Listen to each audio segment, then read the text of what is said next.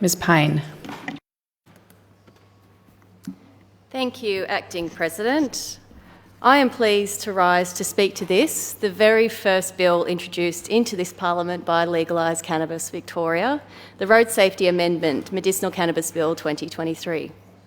As brand new MPs in this, only the third sitting week of a new Parliament term, to have this private members bill introduced, second read and now in debate, speaks to our passion on this issue.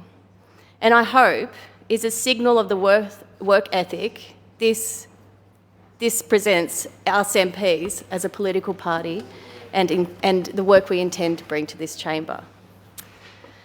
Medicinal cannabis is a lawful pharmaceutical medicine, and this bill seeks to achieve one simple action: to treat this medicine in the same way as every other prescription medication under the Road Safety Act. If you are prescribed a medicine by your doctor, you should be allowed to drive a car, provided you can drive safely. But under our current law, a minute trace of medicinal cannabis can trigger a positive roadside test and lead to prosecution, conviction, and the loss of a driver's licence, even days or weeks or even a month after the medicinal cannabis was taken, or capable of having an impairing effect. It is unfair, it is stigmatising, and it prevents Victorians from accessing the very medical treatment that can quite literally save their lives. Being well or allowed to drive, that shouldn't be a choice. Our bill aims to fix that. It provides a medical defence for a driver who is not impaired and whose blood or oral fluid contains a lawful medicinal cannabis product that is prescribed by a medical professional and is taken in accordance with that prescription.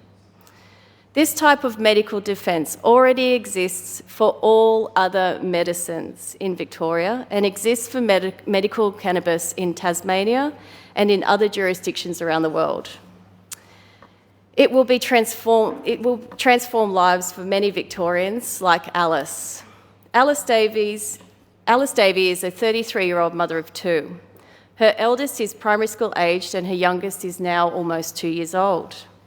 Alice sadly suffers from multiple sclerosis.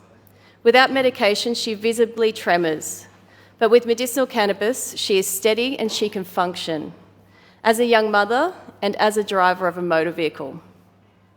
Alice is prescribed an unimpairing CBD medication that she microdoses during the day. She takes a single dose of medicinal THC at night before sleep. Under that treatment regime, she is unimpaired and safe to drive approximately 6 hours before she takes the wheel for her morning school run. And she would never compromise the safety of her young family. Alice is acting responsibly and taking the most effective treatment for her conditions, to live the best and most functional life she possibly can for her and her young family. She shouldn't be punished for that.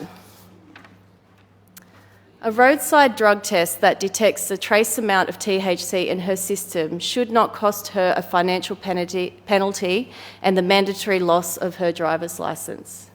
Alice is the reason our driving laws should change.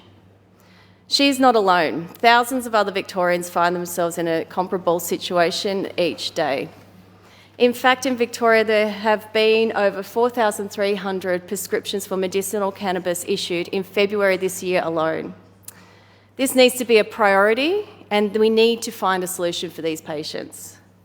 Today, I'm heartened that in bringing this matter to the chamber, we will see true progress. I thank the Premier for his positive public commitments and Minister Xing, representing Minister for Road Safety, for reaffirming the government's commitment in this chamber today. We are heartened that this is priority for the government and look forward to working with them in good faith to find a genuine solution over the coming months. I'd like to acknowledge the opposition, Ms Crozier and Mr Bark, for acknowledging the significant unfairness of medicinal cannabis patients and the unfair testing regime that medicinal cannabis patients are subject to, and the fact that there is either a positive or negative result. It doesn't actually measure impairment. I'd also like to particularly thank Ms Crozier for talking about and acknowledging the work that was done with the inquiry into cannabis reform and some of the findings that are in there, and I think that the government would be well advised to review some of those findings in due course. I think that we can find a sensible path forward for all Victorian patients, and the Premier raised this in the media this morning. I'd like to acknowledge Mr Pugliali and in particular acknowledge that he made reference to the fact that legalising medicinal cannabis was first enacted in 2016, and this should have been part of that reform as well. This bill aims to fix that mistake. Mr Berger, I do acknowledge your concerns in relation to testing impairment, but like all medicine, your doctor provides that advice as to your ability. And no, we're not asking for patients to be allowed to operate a vehicle under the influence. We all agree no one should be operating a vehicle if impaired.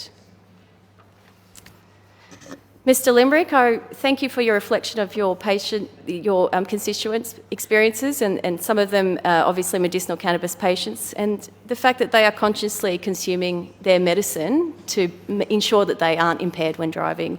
And I think that this story rings true for many Victorian patients. We have seen significant advancement in the science of THC impairment over recent years. We are aware of, for example, some still unpublished research on real-world Victorian medicinal cannabis patients that demonstrated no measurable change in driving performance before and after those patients had used their prescribed medicinal cannabis. It is time for us to make this change. This is medicine.